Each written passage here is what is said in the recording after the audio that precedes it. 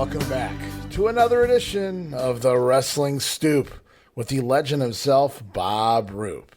I am Ray Russell, and before we get rolling this week, I just want to thank everyone out there for the birthday wishes over this past weekend out there on social media world. Thank you guys. It was very kind to hear from so many of you. But enough about me. Let's get to the man you're all here for. The reason this show exists, ladies and gentlemen, welcome back the one and only Mr. Bob Roop. Well, thank you, Ray, and thank you out there for listening to us. Again, I keep talking about it. I kind of like a broken record probably, but we're in this together. You know, without you, we don't need to be here. We couldn't be here.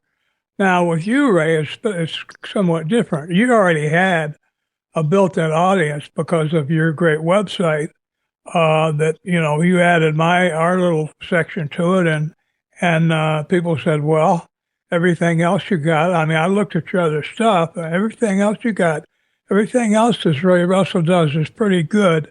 This Bob Roop stuff, I mean, maybe I've never heard of him, but Bob Roop stuff, I'll at least take a look at. So anyway, I'm grateful to you. And but again, thanks everybody out there listening. Thanks for being there with us again. I hope you're well, and I hope you stay that way. Yeah, well, that's very well said in regards to the listeners out there. You said if they weren't with us, we couldn't be here. We could be here, just nobody would be listening. It would be like that old tree falling in the forest deal. But, yes. But we do appreciate each and every one of our listeners out there. And right now we are smack dab in the middle of discussing that global wrestling promotion you were out there working for, booking and dealing with Dr. Red Roberts and all the great crew there that were coming in and at the time, and you guys were trying to put on some shows, and like you said, you were taping, was it 4 episodes at a time, I believe it was? Yes. And you guys managed to put out quite a few episodes, and upon those episodes, there were a lot of talent, old school talent, and a lot of guys that we would come to know later. I talked about it before, Norman Smiley, the future Gangrel, and the WWF guys like that. But right. there were more than just wrestlers involved in this promotion. There was a guy who would go on to become a very famous WCW and later TNA ring announcer, and I'm referring to David Penzer. Do you remember Dave? Of course. David, not David, always Dave. I met him through Dr. Red Roberts. Somehow he showed up at our wrestling school. I don't remember exactly in what capacity, but I don't know, he was a friend of a friend or whatever, and, you know, he was pleasant enough. He's a young kid. He was, you know, he might have been 20 or maybe older, but young guy, you know, and he would help you out. He'd do an errand or whatever. But what happened after Global went down, he didn't have a lot to do with Global. But when Global folded, I knew Jody Hamilton was booking in Atlanta. He was looking for new job guys. We talked on earlier episodes about me going on TV and wrestling the same guy, you know, maybe 6 months apart, but I slaughtered him last time, like Mike Jackson we were talking about, right? You know, and Mike, I hope you're still out there doing great. I hope everything's great. He's still wrestling, I think. Yeah. I have my hats off to him because the guy's done great for himself. He took like a secondary position from being a wrestler on TV. I don't know if he ever won a match.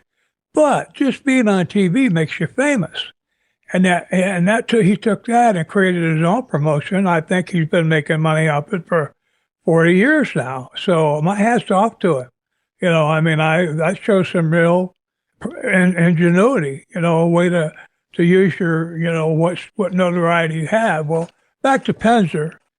Jody was looking for new job guys. And so I worked out a deal where Dave Penzer would drive guys up from Florida, guys we had, some from our wrestling school, but, you know, from booking championship wrestling from Florida, and then this was while we were with Global.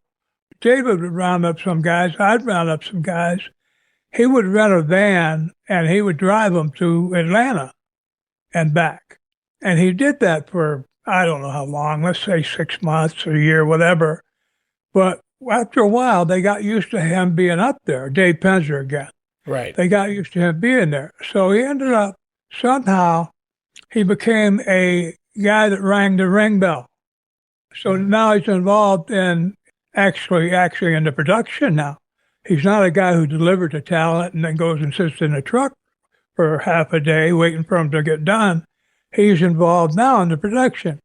Well, you got to give Dave credit because obviously he showed promise. He ended up morphing that from, a guy just actually a chauffeur bringing up talent, which of course he was making some money from, to being all of a sudden he's a ring announcer up there. Who else was there? Tony Schiavone or somebody. Yeah. So all of a sudden he's a ring announcer wearing a tuxedo and all that. And I don't mean all of a sudden. It took a period of time. But, I got a hand that I didn't call Jody Hamilton and said, hey, you ought to use him as a ring announcer. He did that on his own. So I've got to give him credit for that. And that lasted for a while until, I don't know, probably when the company switched hands. I don't know. But anyway, whenever his duties, his job there was completed, he came back to Florida. And I didn't see him. By the time I think maybe I'd moved back to Michigan. And I didn't see him again until I started going. Barry Rose called me down to, Barry Rose was running these fan fests in Tampa, actually in Lutz, which is like a suburb of Tampa. And he had booked me at a couple of them. And, his partner in it was Dave Penzer. So Dave was the money man. Right. And Dave, I don't know if you're listening to this or not, but when it came time to pay me a few bucks for my part in the Fun Fest, you weren't real happy. You weren't real happy about handing out any money to me for some reason, because you didn't mind giving Zabisco a grand and Dory Buck Jr. a grand, but you didn't like handing me $200 or whatever it was. So I still remember that. What have you done for me lately type attitude? But I don't hold that against him. He probably told Barry, he said, this Roop is such a mark, you really don't have to pay him, He's glad just to be here. He likes to schmooze with the fans and you couldn't tell he's a wrestler anymore. He looks like some big blob out there, but he likes to schmooze with the fans, and it looks like he's having more fun than the fans are. And I was, because I've been up here in Michigan, semi-private. I didn't like being recognized in public because, people can just walk up to you and, start a conversation. You might, again, we talked about sometimes when you're in the bathroom. So I liked having privacy, but when you go to a fan fest and people come up and they do remember, they talk about, say, a certain match or a certain angle or whatever they talk about with you. Well, that's a form of respect. They remember you with respect because they wouldn't bring it up. When people said to me, man, did I hate your guts. I hated you. I spat on my TV one time when you were on there. Wow, I had a hard time. I had a hard time not throwing my shoes through the TV one time. You were such a jerk. And meanwhile, they'd be smiling at me and shaking my hand. And that was a compliment. They were showing me respect because I did my job. That was the way they were supposed to feel. Yeah. Now, over the years, I do want to point out, now, Dave has given you credit for aiding him in living his dream. He's posted pictures online and comments online in the past. So I just pulled one up while you were talking about him here, and there's a post. This goes back to 2018. The CWF Fan Fest is tagged here. David Penzer made a post. This was on Twitter. And he's got a picture of himself with you. You guys took a picture together. He said, if it weren't for Bob Roop, there was no chance I could have lived my dream in pro wrestling. It was great to see Bob again yesterday at the Fan Fest. And there's some write-ups and things that he's had interviews on Slam Wrestling and whatnot, and he's mentioned you. Roop did not forget Penzer when he went up to WCW. Penzer exclaimed, Bob offered me the chance to bring up the enhancement talent from Florida for the WCW tapings in Georgia. I didn't get paid by WCW, but each enhancement guy gave me $25 for a booking fee. I also got to meet Jody Hamilton, who was in charge of the enhancement guys. I ran guys up from Florida for a couple years when I was at the tapings. I tried to make myself useful doing whatever they asked me to do. Junkyard Dog called me Walking Man because I was always doing something. Hey, Walking Man. I could hear the dog calling him that. So he talks about how you basically got his foot in the door. You gave him his first position, if you will, in pro wrestling. And it goes on from there. I know he would, go around, like you said, doing pretty much anything that was asked of him there in WCW, hoping to get a job. And I know he goes to Jim Ross, who was kind of like a production guy underneath Bill Watts and the regime right before him with Jim Herd and whatnot. And Jim Ross says, well, we already have a backup underneath Gary Michael Capetta, which was Tony Gillum at the time. Gillum gets let go, and eventually Tony Schiavone takes over production when Jim Ross goes to the WWF. And Tony finally gives Penzer his shot as a backup ring announcer. And when Capetta leaves, and by 1995, Eric Bischoff puts Penzer in there as the lead head ring announcer. And he's, famous for that era because that's when the Monday Night War began. Raw versus Nitro, and then NWO would come. So Penzer was there for the big boom from the mid to late 1990s in WCW as the lead ring announcer. Wow. Now, you folks out there listening to what I said a few minutes ago. Oh, here we go. And what Ray just said just recently, guess what? Guess why I was a heel in the wrestling business? Well, Dave Penzer, I apologize. I appreciate your gratitude, and I don't blame you for not wanting to pay me. I don't know what I did at the Fan Fest. I don't know if I drew one person there to come see me, but I apologize for anything negative I said about you. Your ability to go as far as you did, starting from where you were, you did very, very well for yourself. And I apologize for anything negative I said. You did great for yourself, and good on you. Bob Roop, still a heel at heart, I guess. Well, some of that was a little tongue in cheek, I hope, anyway.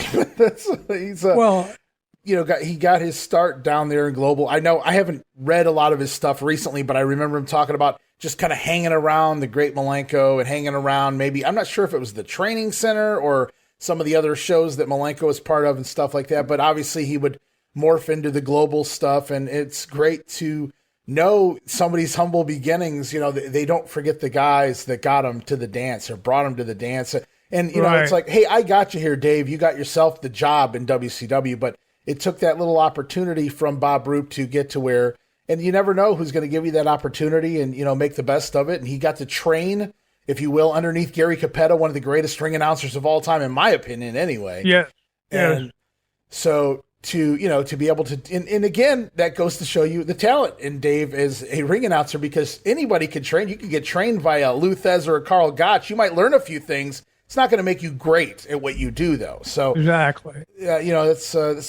WCW would obviously fold. Penzer would go on to work, in TNA quite a bit. And so he had a heck of a career there as a ring announcer. And unfortunately, when they did GrappleCon in Orlando, Dave wasn't there, and it was after the CWF Fan Fest, so I haven't gotten to meet Dave, but I look forward to someday, hopefully. Well, he's a nice guy. The moment I'm talking about was just one moment, and he and Barry were talking, and I didn't know, I wasn't standing right exactly there. It could have been something completely different. The fact that I happened to be involved in what they were talking about, and Dave seemed to be reluctant about handing out money. That might have had nothing to do with me. Well, there was another factor. At those Fan Fest, and I didn't expect him to come up and hug me or anything, there was stress. They had to run, they were running a thing. They had a lot of people there and everything, and he was busy, he had things to do. But he never even came up to me and like said, hey, let's get together and have a drink. But you know what? Like I told you, the age difference was one thing. Let's look at it this way, too. It's like when people say, oh, gee, I'm sorry I haven't called you. I always say, I got a phone, too. I could have called you. You don't have to apologize. Not a lot of people look at life like that, Bob. They always blame the other person. So it's very open-minded of you to blame yourself. Well, hey, we both have a phone. Yeah, you don't hear a lot of people. You don't hear a lot of people look at things that way. I know. Well, my wife's not home right now, so I can easily say she's one of those kind of people that doesn't look at it that way. But well, yeah. So, Dave, again, I apologize. Anybody that I said anything negative about, I've tried not to personalize it, like to say they had lack of character or anything, and let the actions speak for themselves. I mean, we had more fun talking about Chris Colt than about a lot of people, and Chris's behavior was absolutely outrageous. If I had a video of some of the places he took me and what was going on, I mean, nothing, like, I'm not sure it was legal, but we were in San Francisco. Out there, I mean, a lot of things were legal. They weren't legal in other parts of the country. Sure. But it got you killed in Kentucky. But well, a lot of things get you killed in Kentucky. Yeah.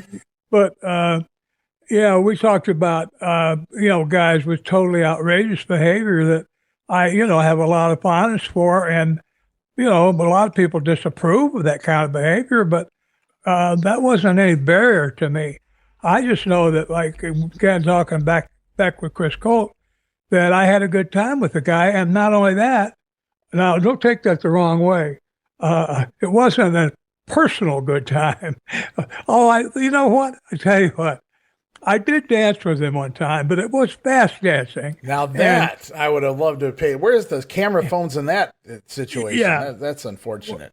Well, we were in the bar. We were in the bar that he swerved me into going to. It was a club, really, and there's probably a couple hundred people in there.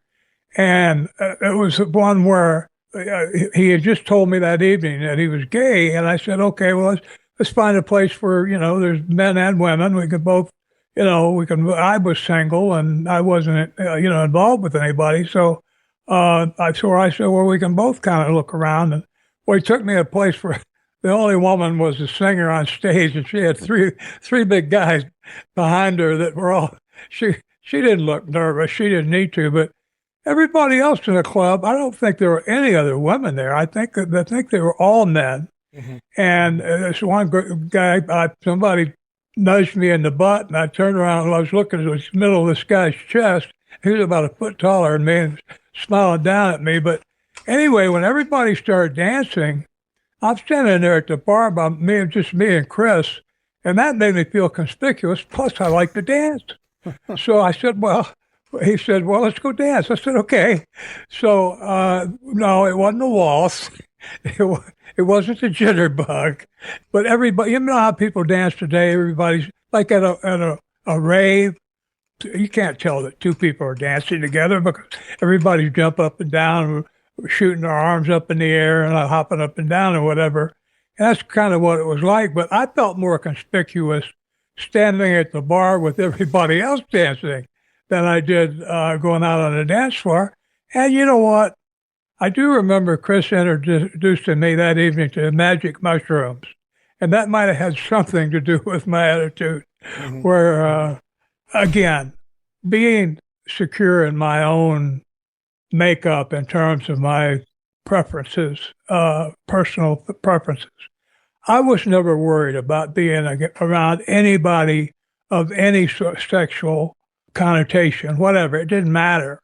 As long as they weren't, aggressive or invasive or nasty, I was never bothered by that because I'm heterosexual and that's what I feel. That's what I want. I'm not interested in other men so all I can do now is fall on people. But at the time I was pretty tough.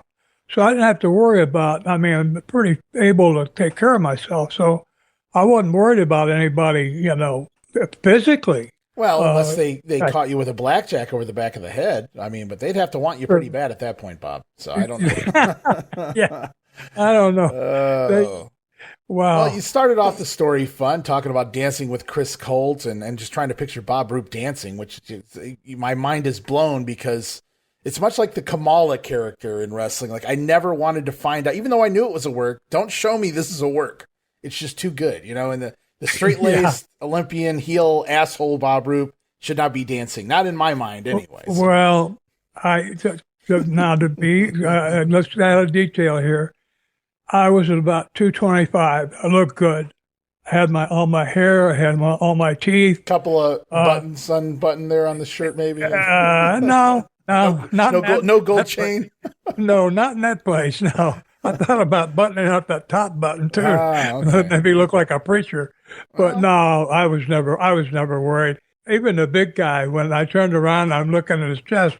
I looked up at him, and he looked at, I wasn't aghast or like, oh my God. I just looked up at it and smiled at him, and he looked at me. He could tell. He looked at me. He knew I wasn't available. He could tell by looking at me. He knew I wasn't, I wasn't gay. Just to have some fun, man. Just to have some fun. Yeah, and I told you the one about the steam bath. I mean, that was one of the funniest ones ever. Yeah. I still laugh when I think about that one. You talk about being startled. But anyway, where the hell were we? We were talking about Dave Penzer. Something about David Penzer and San Francisco bar. No, okay, I got the two stories confused there. Okay, we were just talking about David, and somehow we got into Chris Colt there, and we just talked about how different people do different things in life. And right. I'm glad that David. I didn't when I got out of the wrestling business as Mr. Mind for 10 years. I didn't watch wrestling at all. I had nothing against it.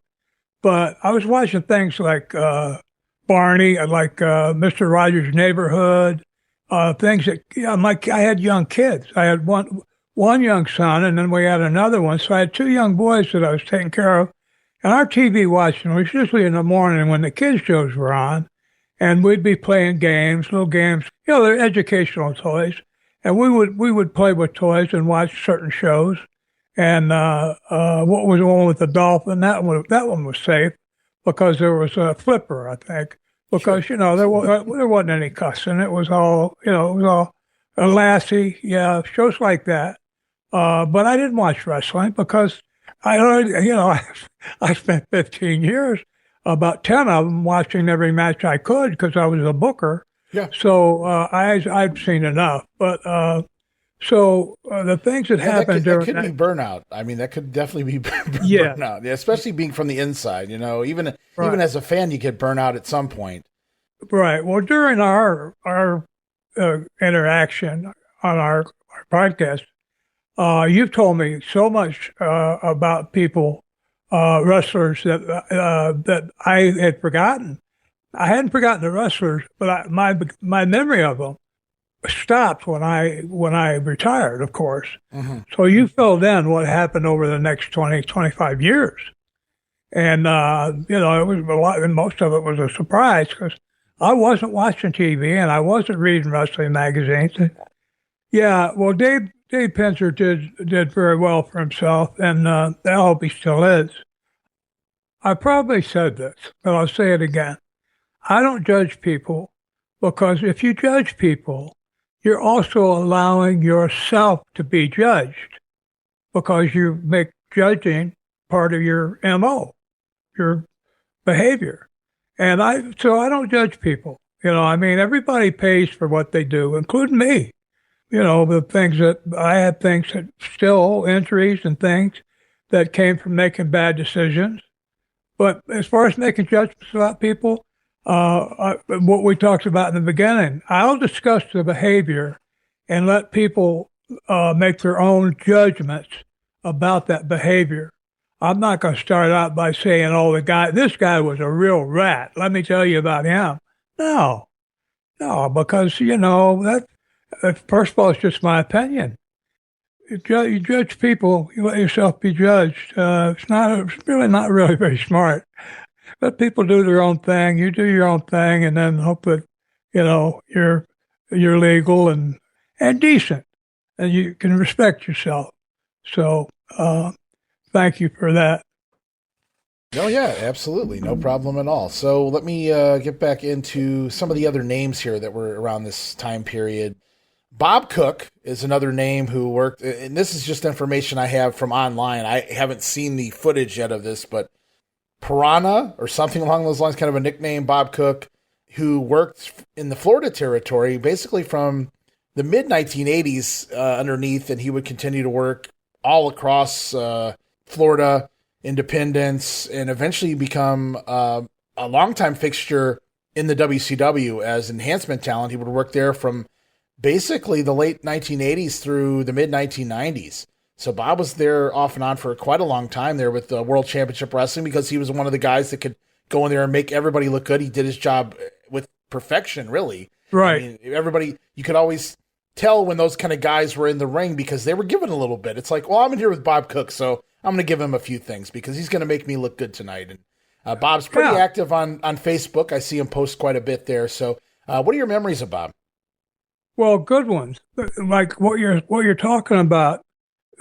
There were guys, and a lot of times the guys were green, that wanted to go out there and they thought they were going to get over by destroying the guy from the time they tied up with it, take over and just slaughter him and then beat him.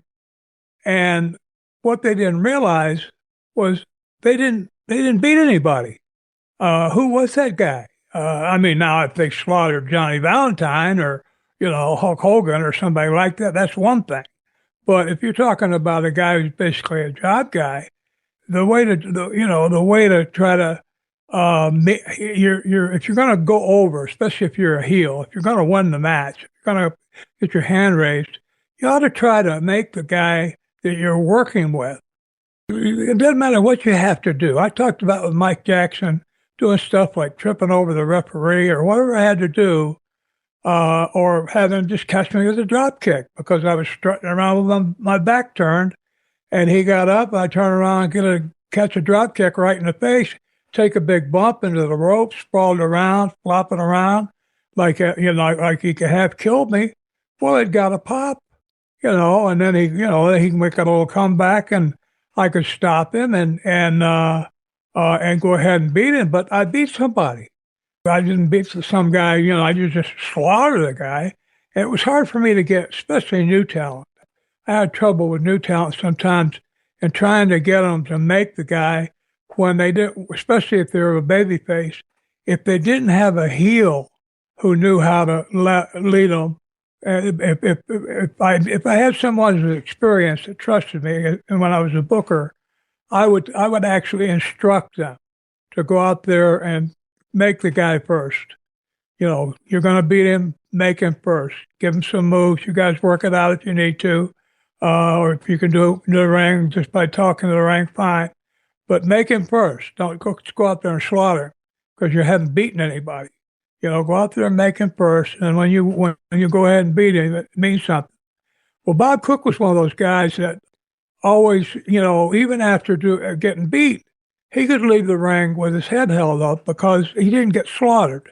Now, maybe sometimes he did, maybe it was necessary that sometimes he had to get just slaughtered. But, why would you waste a talent like that? You can take a brand new guy and do that with him. Some guys never even wrestled before. Bob was always a good talent, and coincidentally, I'm going to be seeing him. I was talking to you before about going to Barry Rose's Fan Fest the 25th of October. It's in Blues, Florida, a suburb of Tampa. I've been several times before.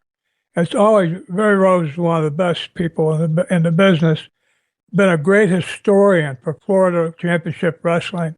He's written, books and books, and not books for publishing per se, but he's written the history of Florida Championship Wrestling, which shows such respect for it that it's just he's a great egg, and plus he's a wonderful person.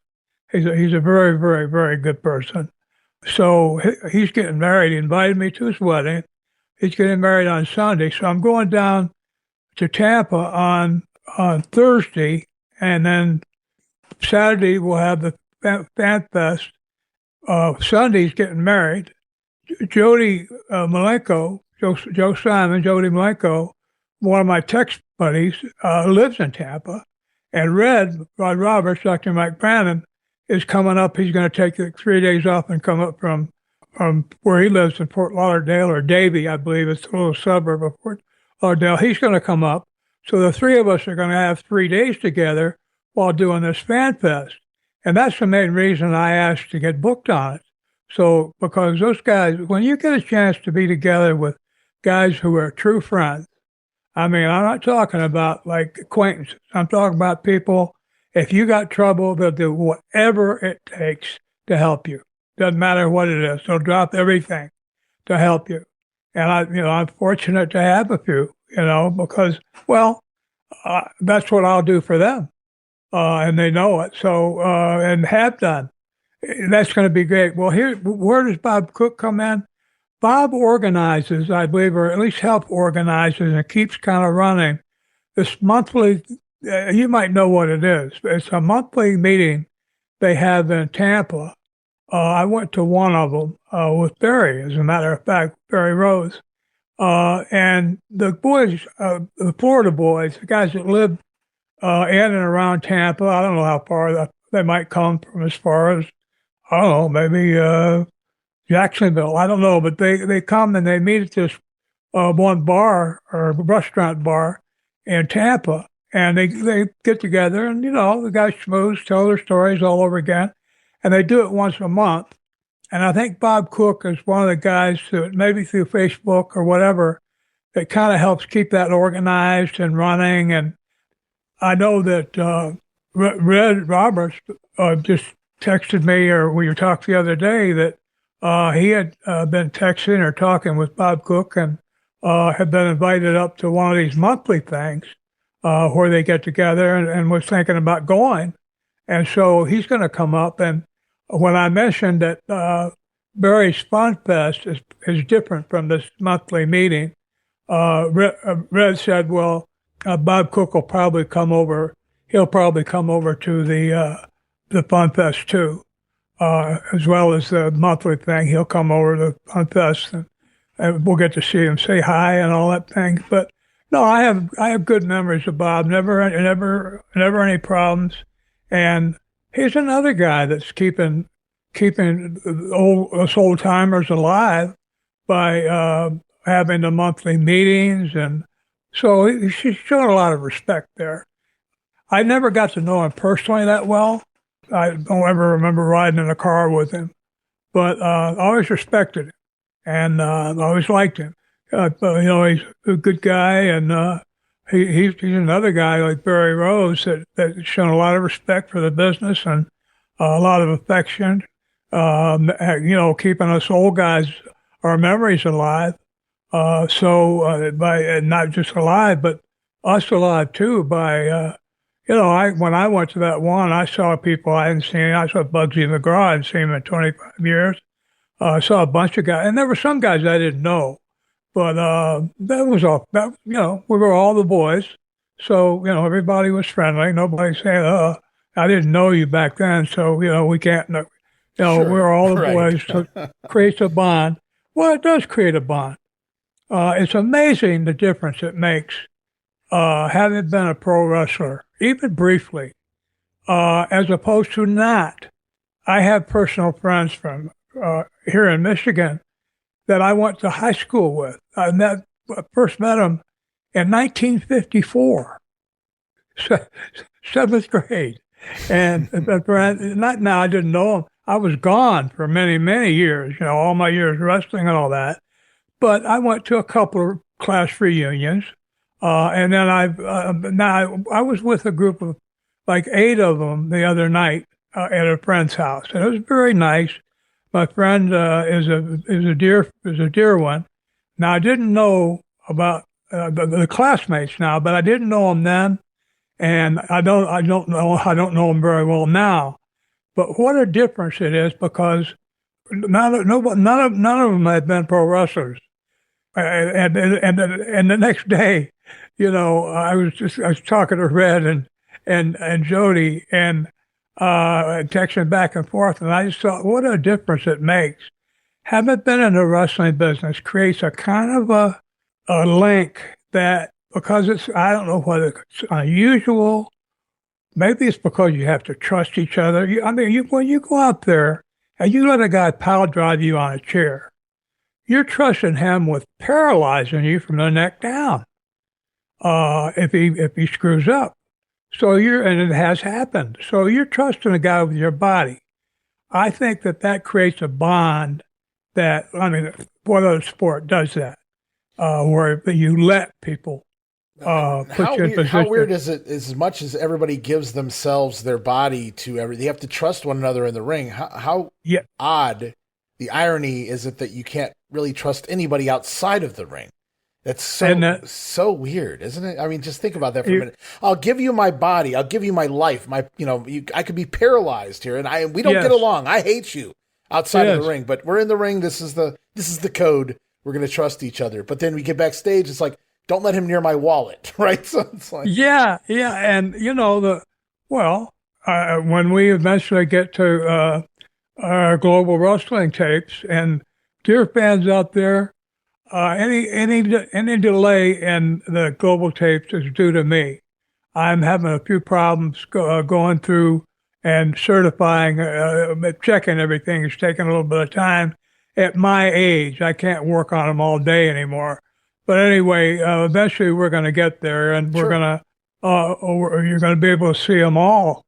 Ray and I'll be discussing them while you're seeing it. So, but I talked about it several months ago, like it was going to be happening immediately, and it hasn't, and it's my fault. I apologize. Well, we're getting there, man. We're getting a virtue. There. They waited nearly 40 years. What's another few weeks? So we'll be all right. Well, see, here's the deal, Ray. I'd really like you. You're the one getting the heat. Nobody's texting me and saying, "Hey, you SOB, where's that global tape you've been promised?" I haven't gotten that either. I think there's a few people eager. Looking forward to it, but certainly no negativity coming out. So people just very much excited to see some new footage make the light of day. Anything from that era, specifically the good old days of the 1980s. I grew up in that era of WWF and NWA and whatnot. So it's just a cool deal to know they're there. And I'm just lucky enough to be able to work with you on it. So I get to watch them before everybody else. So na. But that's. Relive the glory days of Memphis wrestling with the Retro Wrestling Review USWA podcast. Each week, we go back in time to review USWA Championship Wrestling from the 1990s, episode by episode. Join us for watch-alongs, behind-the-scenes stories, and exclusive interviews with people who were there and lived it. Whether you grew up watching it or you're discovering it for the first time, this podcast is your ringside seat to Memphis wrestling history. It's all a part of the WrestleCopia Podcast Network. Listen now at uswapodcast.com.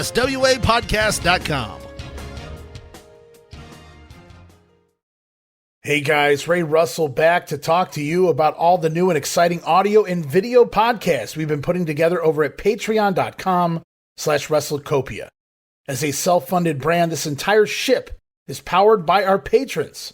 It's your support that keeps all of these wonderful shows going here at WrestleCopia. And with that said, I wanted to mention that we now have 3 major tiers with tons of Patreon-exclusive next-level content for our Patreon supporters. And it all starts with the $5 all-access tier, which gets you early access to many of the weekly podcasts, at least a dozen monthly digital downloads for your viewing and reading pleasure, the insanely detailed show notes for the Wrestling Memory Grenade Regional Wrestling, and the OG Monday Warfare podcast, plus random bonus video drops, archived old-school audio watch-alongs from the early years of the brand. And if that's not all, the brand new Patreon-exclusive podcast, Ranting Raw, featuring yours truly, Ray Russell, completely uncensored, unfiltered, with honest takes, taking patron questions and addressing various topics from throughout wrestling history. It is a whole lot of fun wrapped under the all-access tier for only $5, but things get even hotter with the VIP Superfan tier. For just a few dollars more, you get everything already mentioned in the all-access tier, plus as part of the VIP tier, a whole new slew of videocast series where it's not just your typical watch-alongs. Sure, we laugh, we have fun, but we're also breaking down the history, the context, and the why behind what you're seeing. And as part of the VIP tier, you have access to Dan Gennety's Puro Resu Academy videocast, the Coliseum videocast with co-host Gene Jackson, and the Monday Warfare videocast, Raw vs. Nitro, breaking down the history of the Monday Night War. Plus, you also get the Memphis 1985 folder of goodies and all show notes for the Puro Academy podcast and Gene's Retro Review Show. Lots to be had there at the VIP tier. But wait, there's more.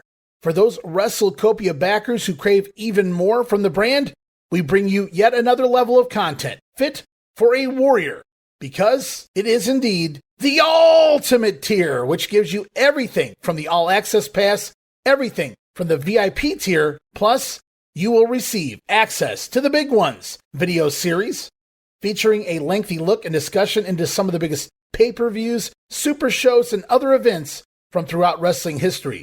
It's also a great place to keep up with the big events that coincide with the Monday Warfare video cast and so many other big events from years gone by. You'll also have access to the newest big hit to the Copia brand. I'm talking about Regional Wrestling Unreal, the video series. Get ready for the next level in regional wrestling as we dissect territory history in video form. Watch along with us. But still, even more for your money, guys. You'll also receive access to the Treasure Chest, which offers patrons the unique opportunity to download and watch select rarities from wrestling history. And for those of you who are wondering what we offer, are contemplating joining a paid Patreon membership, or simply a curious lurker, a reminder, there's a free tier at our Patreon that you can join as well. Remember, guys, no subscription, cancel any time, but I think you'll like the content that we're offering there for any budget you may have. And you can sign up right now, patreon.com/WrestleCopia, or look for the QR code where available. We appreciate your support in helping us pay the bills to keep the WrestleCopia Podcast Network running and enabling us to continue to bring you all the quality programming that we offer.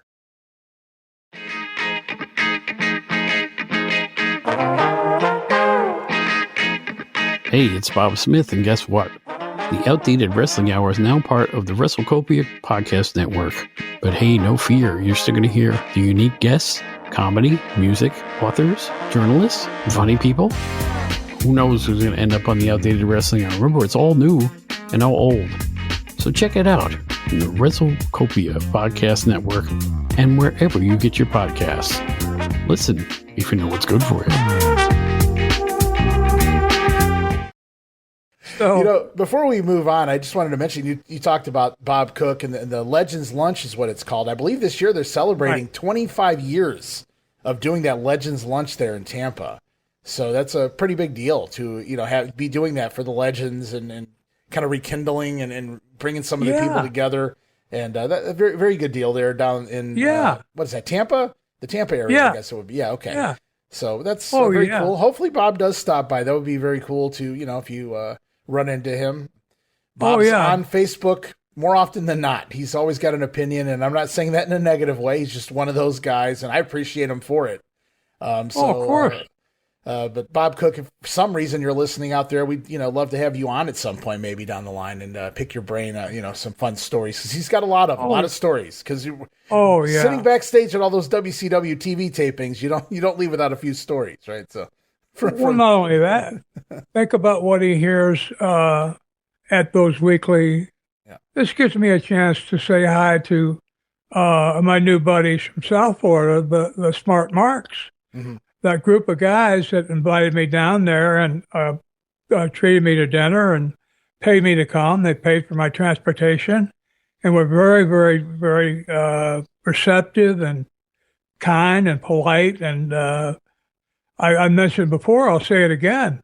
Those guys know more about wrestling probably than any single wrestler in the business, because they've had 170 guests come and tell their stories. So they've heard more, how many wrestlers know detailed stuff about 170 other wrestlers? Nobody, because you don't have a chance to meet that many people. I mean, maybe in a 40-year career you might, but even if you do, if you're 40 years, if you're a heel most of the time, you're not going to get to be riding or spending free time with the baby faces, probably. I mean, where are you going to go where you're not in public? So you don't get to know at least half the people If you're a heel, you don't get to meet a lot of the baby faces. If you're a baby face, you don't get to meet a lot of the heels. So where you know them personally is what I'm saying. Yeah, you know who they are and you work with them and all that. But as far as like even having met their family or have an idea if they even have a family or they're married or have kids or whatever, the smart marks and the thing that, what did you call the monthly thing in Tampa? Legends Lunch. The Legends Lunch. The guys I'm sure they have new people all the time. They get to tell their stories and talk to each other, and the new stories come up. New guys come in, new stories. I'm telling you, sometimes when you're telling old stories, some memory file that somehow got kind of slipped or maybe moved into the wrong area comes sliding back in there, and you got a whole new story. Some of them are like an hour long and interesting and funny and or whatever, but interesting. So, but the other thing is the camaraderie. The wrestlers get together. You're with a bunch of guys like we just talked about. We trust each other with our bodies that they just don't do. Maybe trapeze artists are close, but usually there's a net. There's very few professions where, you give your body entirely. You're going to let a guy hit you in the head with a chair, a metal chair, and you're going to just sit there and let him hit you. And maybe he's going to hit you 3 or 4 times.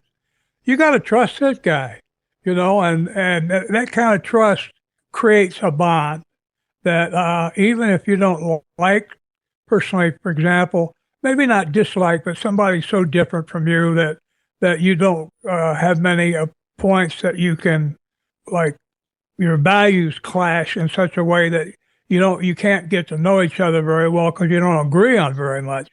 But still, you can respect them because of being in the business, and there's a bond there. I remember walking down the beach in Hawaii, and I was with my girlfriend and coming back from Japan. All I heard was kayfabe. I looked over, and it was Jay York, and I had never met him. I recognized him, but I'd never met him. Well, he recognized. Jay said kayfabe, and immediately I turned, went over, and said, "Hey, how's it going?"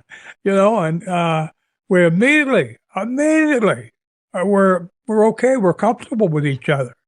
I mean, almost. Plus, he's I don't know if he's still alive, but he was a very, very pleasant guy to be around. Fun. He actually got a credit for being part of a rock group. I can't think of their name right now, but he played the harmonica, I think. A very talented guy. He took me to a recording studio one time, and there was an actor named Clu Gallagher there, who had been he wasn't a huge star, but he had the lead in several TV productions so he was a big timer. And I got to meet him, and him and Jay talked like they were old buddies. So the wrestling business does create a bond that you just don't have with.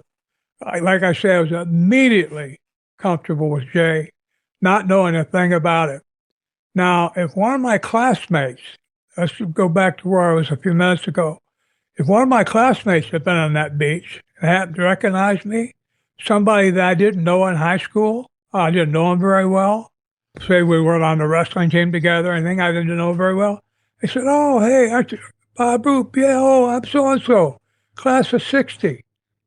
We wouldn't have anything. I wouldn't immediately trust them. We wouldn't immediately have that link that wrestlers do, because I felt that immediate camaraderie with Jay because I knew where he'd been. I'd been in the same place. Right. And so, it's a brotherhood. It's a fraternity. You guys all have experienced that same thing that it brings everyone together. I totally get where you're coming from there. You guys have all walked that road in some way, shape, or form. That's a great term, fraternity. Yep, that's a great one. Brotherhood, really. Yes. Because it doesn't matter if it's your worst enemy out in the ring. If there's a riot going on and he's in danger, we all run out there to help him. If you don't, you're through. You might as well hand in hand in your tights. because if you don't go out to help, you're not one of the boys. Well, yeah, but people out there had guns. Yeah, well, we still went out there, because one of our guys was in danger. He was going to get killed or hurt very badly if we didn't go help him. So, that's a special code that you don't have everywhere else. That also is endearing. It shows a certain level of respect and trust and brotherhood. So, yeah, that kind of bond is rare. I look back at one of the nice things about us being able to go back down memory lane is right now I'm looking at Wrestling Memory Grenade, and going back down memory lane is thinking about all the good things that entailed. Sure. The road was a bear. The road was just horrible, but the things that you accomplished, I think, if you didn't go to all those places, if you didn't go down that road, we wouldn't have these things to talk about. So it was all necessary, and you know what that does? It makes it good. Instead of the road being, the road was horrible. No, the road was good. I mean, yeah, at the time it was horrible, but looking back, I'm really glad it happened because I got to be where I am now. Talking of now here at 83, still talking about pro wrestling and feeling brotherhood with now today's guys, I don't know. Today's guys, are I'm not saying that there's anything wrong with them, but the business has changed. The last dressing room, I might have said this last week, but the last dressing room I went into, every wrestler had his agent with him and somebody else, a hairstylist or something. But there was like 50 people on there, and only about 12 of them were wrestlers. So a little bit different times than from my day, but that was okay. Nobody was snobby or I can't talk to you. Everybody was. I don't remember exactly who it was, but it was might have been Soul Man Alex G. When he invited all the wrestlers to come down and meet us. I was there with Joe Malenko and Dr. Red Roberts. When he called everybody down to meet us, they came. Now, not all the agents but the wrestlers came. Now nobody just said, hell with this. I don't listen to these old guys. No, everybody came down, was respectful enough to let us say hello and introduce ourselves and wish them luck, all that kind of thing. So, I appreciated that. Now, again, they were looking. I remember being in their place when the old guys came in the dressing room, and sometimes the guys that came were guys who were a guy named Carpentier. Sure, Edouard Carpentier, yeah. Yeah, he came into the dressing room in Miami one time, and I was glad to meet him, but I was brand new. I'd only been in the business about 6 months, so I didn't have a clue who he was. But everybody was treating him very, very deferentially. Everybody respected him, and I shook hands with him. He gave me the one finger handshake, and I was appropriate. I sounded like a mark probably because I said nice to meet you or something like that. Most of the boys don't say that. He'll say hey Gabe or whatever. I remember thinking, well, what's he doing in here really? Because we got a show going on, and that's what now I'm transposing that. I'm the one going into these people's dressing room, and they're the ones going like, what's that old fart doing in here? Yeah. I don't care who he was. I'm getting my hair done and my nails. I still got my nails done. So hurry up, old man, so we can get going.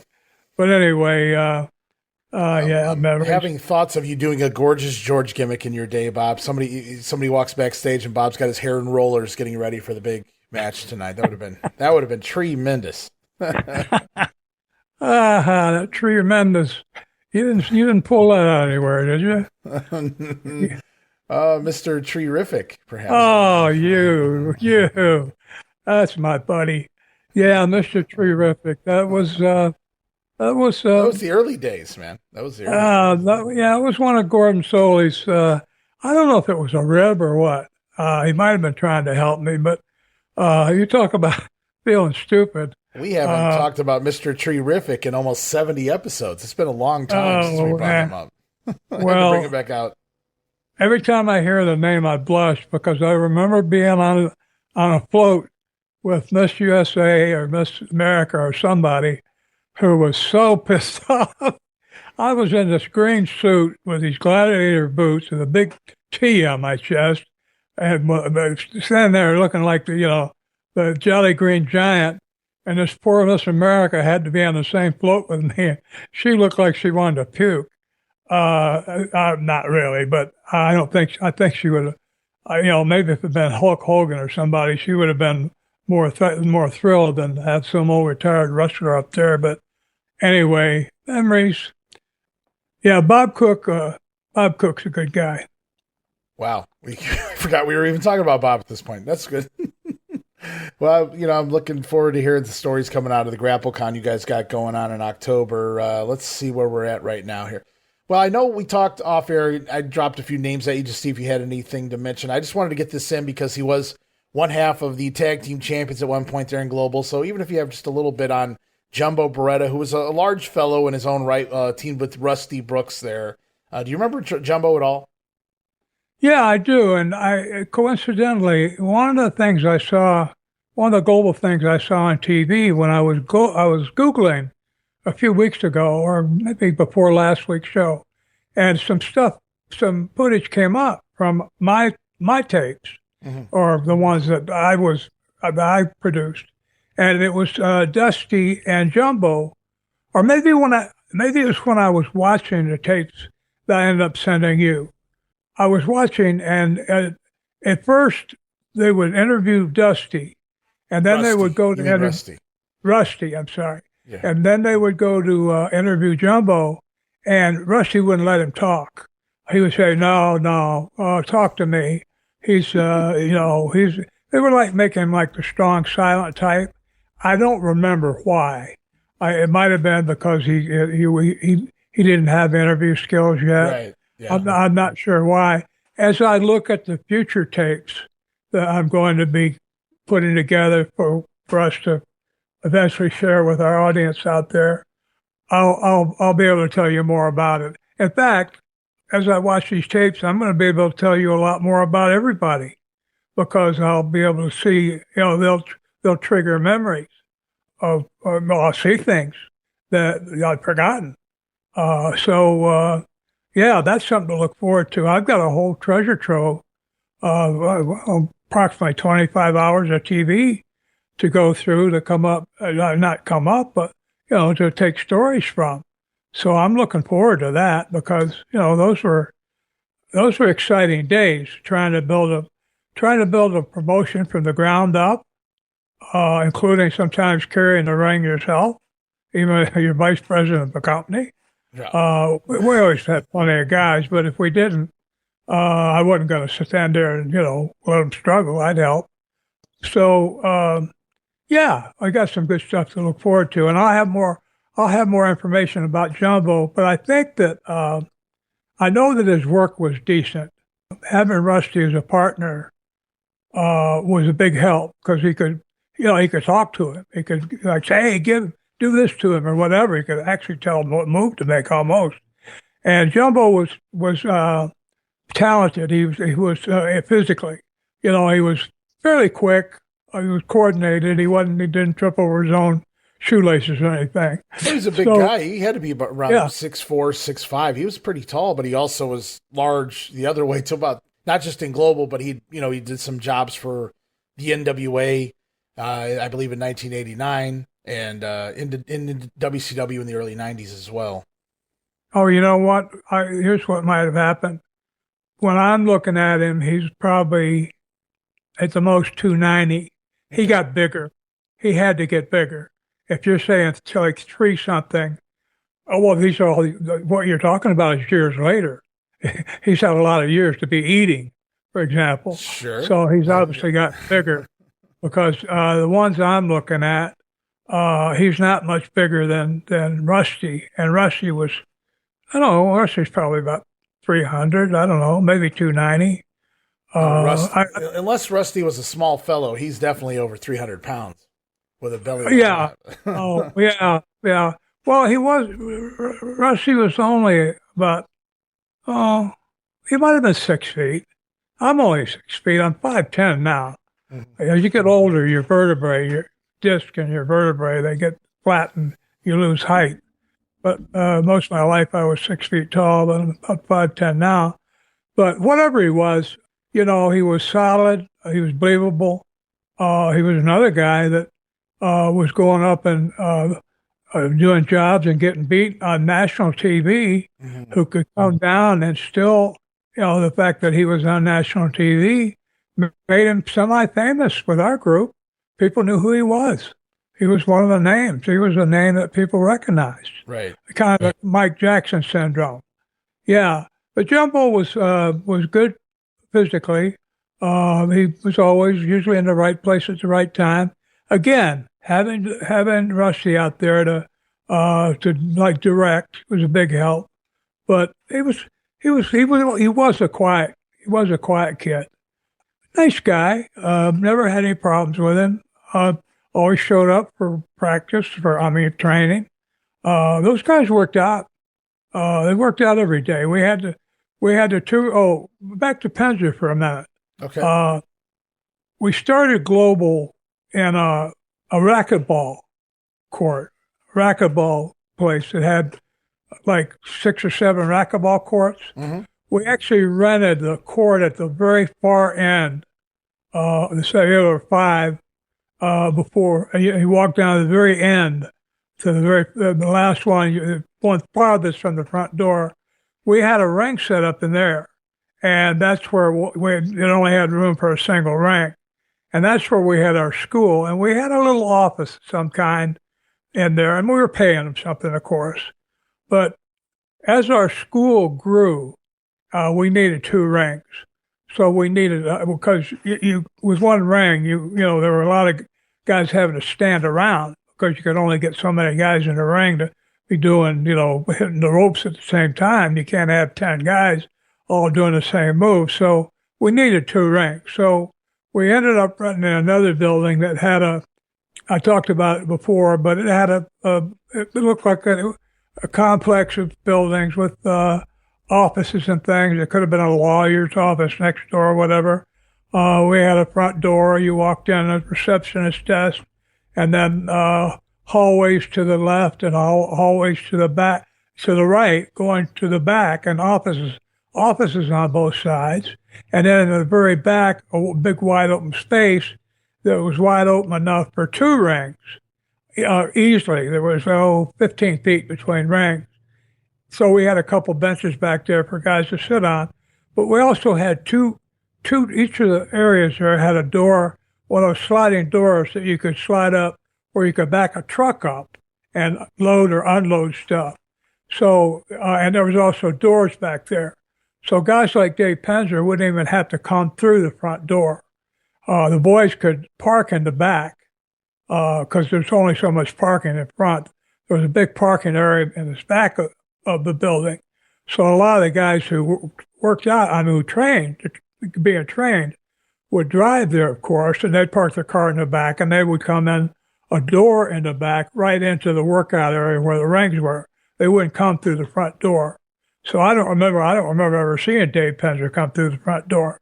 So that's how he might have gotten into the building. Once we got to know him, he was pleasant enough. He was young, and he was pleasant. He was, I don't like to use the word gopher, but that's what he said. He admitted, called himself in Atlanta. The way he got over was going and doing things, whatever people needed. He got himself over that way because people appreciate that. And what that does, it also gets you seen. You look important because you're walking around all the time doing something. Walking man. Yeah, that's what they call him, the walking man. So that's where Dave Penzer probably started coming in, and then eventually, as we got to know him, Red might have known him before then. I don't remember for sure, but Dr. Red Roberts might have known him. Yeah, he was always, he was always appropriate, nice-looking young guy. He was always appropriate, intelligent. He took that job we took that job. We talked about starting out as a driver, and then turned it into being a head announcer.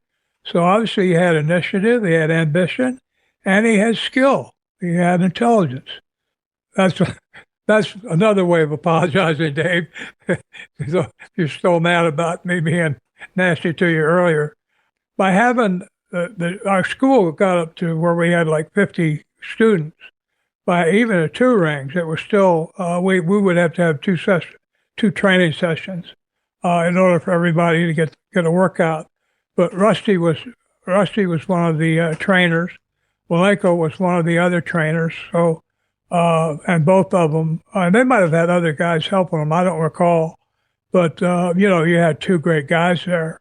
Rusty could be the one in the ring actually demonstrating stuff while Larry Simon, great Malenko, could be the one giving the, hey, this is how you do this. And Rusty could be the one demonstrating in the ring. Right. So that they made a good team.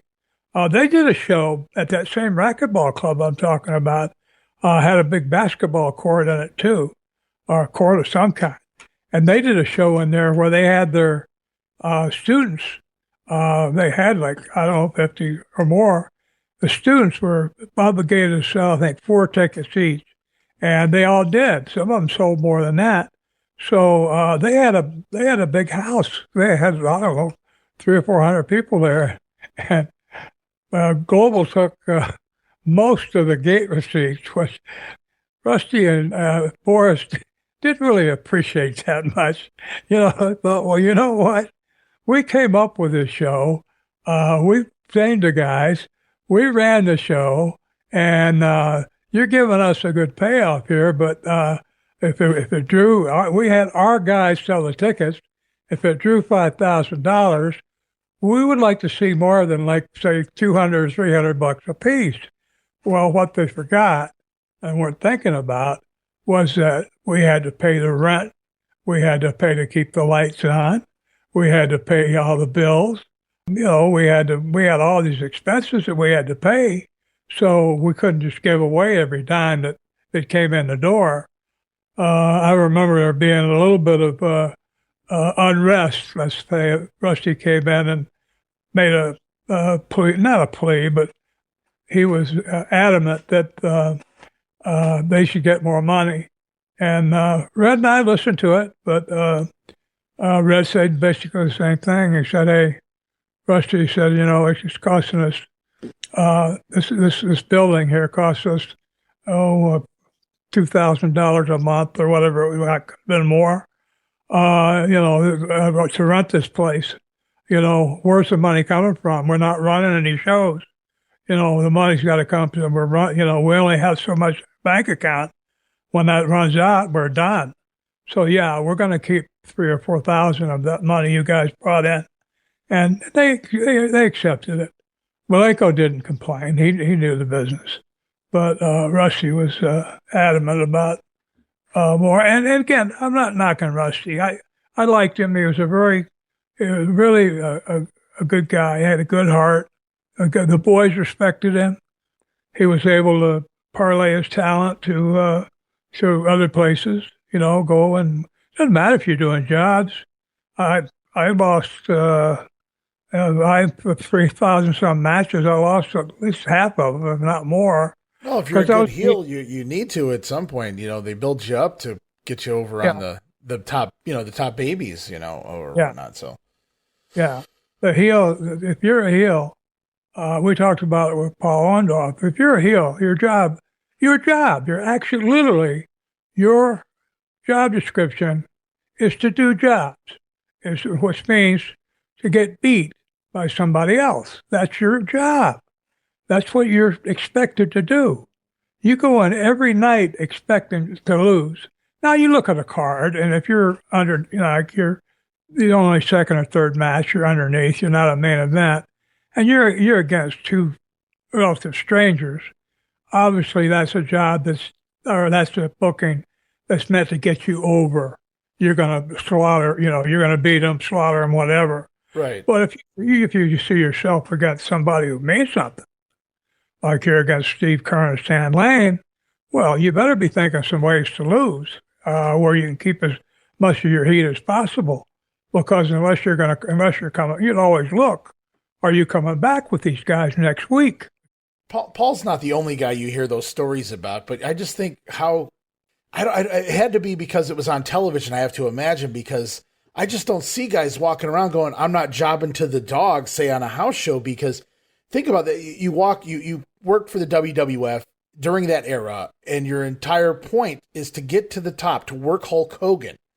And then do you honestly believe you're going to go over Hulk Hogan? Are you going to tell Vince McMahon, no, I think I'll just not collect that paycheck in the main event at the Garden working, or Bruno, go before that. Could you imagine they bring a heel in to work that 3-month cycle with Bruno? And they're like, oh, wait, the ending is me losing to Bruno? I'm not doing that. So and I'm not saying, I don't know that Paul was like that at the live events versus just this because this was television. But at the end of the day, not that he needed the rub, he was a top heel. But that's the rub right there. You're in the segment on the TV program with the Junkyard Dog. The fans don't expect you to win. So you're supposed to. They don't come out of it going, aha, you lost, Paul Orndorff. They're satisfied that the Junkyard Dog got his win because of course he was going to. He was JYD, and I think Paul just took it too literal, I guess, trying to protect his own being there in the company. But I mean, obviously that backfired in time because he, like you pointed out, he lost a couple months there on his deal, their handshake deal he had with the Cowboy in the company. Yeah. But I'm curious. I don't know if you would know this. I'm curious if Paul had mainly been a babyface before coming to Mid-South. Paul had babyface runs. He basically got his first big run, if you want to call it that. He kind of cut his teeth actually up in Memphis, got his first run at the top. He was a babyface. He did some babyface stuff in Crockett in the late 70s, but Paul had also done some heel work. So Paul had, he had a little bit of both in him. But I think Paul was a natural heel, right? So that always fit him better. He was always a better heel on TV. Well, yeah, who you would have killed if you'd had Paul beat Junkyard Dog, unless he did something like he really screwed him, like brass knucks or something, right? And they're going to come back. But if he just beat him, you're killing your cash cow. You're killing your secretariat, your racehorse. The thing is, you got to figure out, if you're going to be a heel, you got to figure out how to get beat and try to keep some heat. But, we discussed, Paul, that he went on, he learned the hard way. It cost him some money. But with that body and those looks, he always was going to be able to get a job. He did do that. Got to go to New York, work Hulk Hogan, make that money, go to WCW, work with that company. Yep. So Paul did still make it. I mean, like you said, he had the look, and he was just really good at portraying that character of Mr. Wonderful, which he would become. Right. What a lot of people didn't know, Paul had a bad problem with his the left side. I don't know if it started up in his trapezius and went down through the shoulder muscles or down to his arm. But I know that his left arm was having a tendency to wither. It was getting smaller. He had atrophy. Yeah. Yeah, that was when he was at Mid-South. He had it. So, and really? I didn't know that. Yeah. Wow. He's always told the story like it happened in a match with Hulk Hogan in the WWF. Oh, no. Okay. No, he had it earlier because I remember that beautiful, that he did have a very manly body. Sure. He looked like the typical, really masculine male. He had hair on his chest and right. Yeah. Very nice features and great his dimensions. He had a slim waist, wide shoulders. Perfect look for a heel. Right. And a baby face. He could have been either. Yeah. But yeah, he learned his lesson. Yeah, the fact that he didn't know it by the time he was with Bill Watts was really remarkable because, like you said, all these years later, just going out there with the dog, you're with the big guy. Oh, I forgot one I was going to say. Mm-hmm. I'm willing to do a job for any guy that Andre the Giant did a job for. Didn't Andre do a job for Hulk Hogan? Oh yeah, Andre's done some jobs for Hulk Hogan. Absolutely. Yeah, Yeah. So, yeah, Andre did a job for Hulk. Now, Paul, you're saying you don't want to do a job for Hulk? Maybe we need to get Andre in here and see if you want to do a job for him. I think Paul knew where his bread was buttered by that point. I'm sure he didn't want to do so many jobs to Hogan, but he was certainly making the rounds and getting paid. Those were his biggest paydays in the ring anyway. I'm not sure what he was getting paid there in WCW by the end, working for the company. But, yeah, those were his big paydays. In fact, that's when the issues, the nerve issues, the damage from his neck down into, like you were talking about, in his arm and whatnot, really took shape. There was during his feud with Hogan at the second half of 86 going into 87, because he needed to take time off. He needed to go off the road, and I don't know if it was surgery or what the deal was, but he was going to have to be off the road for months. And Paul elected to continue to wrestle because he was working Hulk Hogan.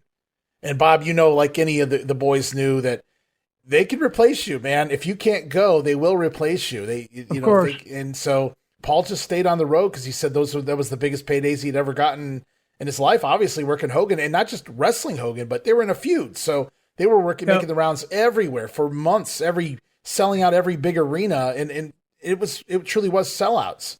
So he was making really good money during that period. The only smart thing that Paul did, unfortunately, that did lead to the atrophy in the arm and whatnot, but the only smart thing he did was he took a lot of that money and he invested it into running a business, and he got out of the business there for a few years later on after the end of 1987. So that was the only smart thing that Paul did with that money, I guess, even though maybe do you want your health or do you want the money? You can't really put somebody in that position unless they're actually in that position. And maybe Paul didn't even know what really would happen per se, the effects, how severe they might be. But obviously it would lead to, like you said, the arm not being able to develop the muscle like the other one normally would. It sounds like something, if it was going to take months, it sounds, I had a trapezius. I had a pulled trapezius, the muscles right at the base of your neck and the back. I had my left one, just like Paul. I had a problem with it I wrestled in a national tournament where I would ice it before, like a half hour before the match. I would have someone or put ice on it in a towel or whatever. And then about 10 minutes before the match, I'd take the ice off. And what would happen is because the blood vessel had all been constricted because the ice, made them smaller, they would overcompensate and blood would come rushing back in there. And that made the injury it made the muscle work better, where the injury, the injury might still hurt, but at least, the injury wasn't keep you got your strength back. Let's put it that way. The only reason I tell that is because if Paul was going to have to take months off, it sounds like to me the problem was in a vertebrae, somewhere in his neck. They were going to have to go in and maybe fuse some vertebrae or something, because I don't know why it would take months. Yeah, my understanding, and I haven't looked into this in a long time, but it was some sort of nerve damage or something that came about. Right. Well, he might have had a pinched nerve in his neck or whatever, but because it's the muscle, you can go in and do all kinds of things where you can be back at the most a month. I mean, they might have to open it up and do something to the muscle, sew it up, or maybe replace a tendon or something. But it doesn't take months because, they sew things back together and they usually heal within a few weeks. Mm-hmm. Now, it might take a little while to rebuild the strength, but it's not going to be 6 months, let's put it that way. And I don't know if that atrophy spread, but I was really, really sad. I saw a picture of Paul late in his life, and he just looked like he'd been sick for 10 years with something. He was very small, and he looked sick. And I was sorry to see that. But like you say, when you're in those, the show must go on. And, it wasn't just Paul. Hogan in his book wrote about not wanting to take time off, even when his knee was killing him. He didn't want to take time off because he knew how quickly he could be replaced. So it was the same thing. Well, Paul had a good career, and Yeah, well, it was interesting that you mentioned that you knew of some sort of an issue with Paul dating back to the Mid-South days because, like I said, that way he's always told the story was he didn't develop the issue until the fall or the late summer of 1986 during a match with Hogan. He kind of pinpoints the actual match. I don't know if something happened in that match that kind of jolted it and made it worse or what the situation was, but I know, and don't take this wrong, but I know how tuned out you were to everybody that wasn't where you were working. Like you were focused on where Bob Roop was wrestling, this territory, what was going on here. You weren't a wrestling fan. You weren't paying attention to what was going on in the other territories and things of that nature at that point in time. Right. So for you to know, recall Orndorff having that issue, it would have had to have been outside of the WWF because you wouldn't have known about it otherwise. Right. I'll tell you, it makes a big difference. Yes, I did get crippled. I did get my shoulder torn apart by Andre the Giant, as opposed to, I got my shoulder torn apart by Darling Dagmar, the little woman wrestler. I mean, there's kind of a difference there about your injury, Having Andre tear you apart makes it a famous injury. And you're not a complete boob. Having Dagmar rip your arm apart makes you look like a geezel of some kind. So I don't blame Paul for, that old saying in the business, it's my story. I can tell it any way I want to. And any story we're telling is worth embellishing. Those are truisms. And I've actually had to censor myself and think, wait a minute, Bob, you've been telling this story for so long. That one part you've been telling for so long, that's not exactly how it went. Maybe you need to back up a little bit. If you start believing, we always said people who believe their own publicity, that was an object of total ridicule in the wrestling business. The people who came in the dressing room, acting superior because, they were featured on the program or something.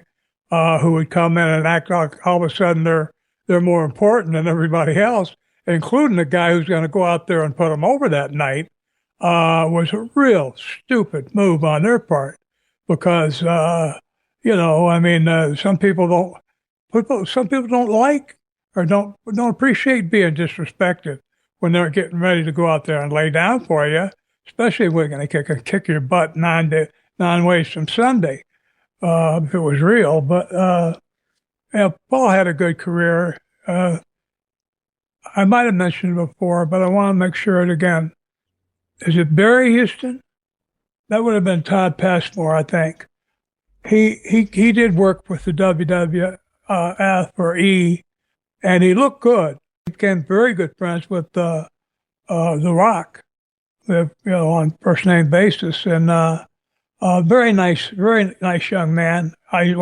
Young, but he was one of our global kids. I wanted to mention him because he went on to have a career. He worked up there in the WWE, even if he was doing jobs. I'm sure they put him over a few times. I saw pictures of him. He was a teenager when I saw it, and one of the things that first impressed him. He did something one time. He was helping us build something in the back, a ring or something, and a power saw it hit his leg and tore about a 2-inch gash in his upper leg. He wrapped it with something, went off to the emergency room and got stitches, and came back to practice. He was about 18, 19 years old. I was real impressed with that. And nice. He's still nice. Yeah. I love the guy. He's really a good person. He's the one that got me. He's the one that was a big part of getting me the gig with the Smart Marks. Okay. He spoke up for me with it. Yeah, he's a real loyal friend and whatever. I wanted to mention him. And Gangrel was another one we had. Was that Tom Nash? Gangrel, Tom Nash. Yep, some other guys there. Yeah. And we had a few guys that went on to. Go out there and do something and make it out in the wrestling world, that's all you can ask. You have a school all these wrestling schools promise guys they're going to get them work, but what they're talking about is maybe 1 or 2 matches, and then there's goodbye because they've got new students. But the guys that were able to go on and make a name for themselves, they've got some memories to look back on. They're on tape. So anyway, forgive me for interrupting you. No, absolutely. Those are definitely names worth mentioning. I mean, we've got more episodes to come, so we can talk a little bit more about some of those guys as we continue on. But Barry Houston was not on my list. I didn't even realize he'd come through there or started there as a teenager, which would make sense. He winds up later on working for WCW for a handful of years doing enhancement work, but he had a great look, and he was one of those guys that would give you the competitive match before they took the fall. Right. So he was always whenever he was in the ring, it was like, oh, it's going to be a good squash match. Yeah, that was really cool, Barry Houston. We'll talk a little bit more. I'll bring up Tom Nash, Gangrel. I was going to discuss some other things, but we'll get to it. We got time, and we'll be back. Okay. And maybe next week we'll do a little hybrid show again. Maybe we'll talk a little bit more about Global and take a few Q&A questions here from the fans that I've had sitting in the emails for a while. So that's likely what we'll be doing on the next episode, guys. But we're going to wrap it up this week. Bob, I want to thank you so much for the candor, all the great conversation from Global to Paul Orndorff, everything in between that we got to this week. We'll be back next week with another edition of the Wrestling Stoop. Thanks again, Bob. Well, thank you, and thank you folks out there for listening to us. Stay well.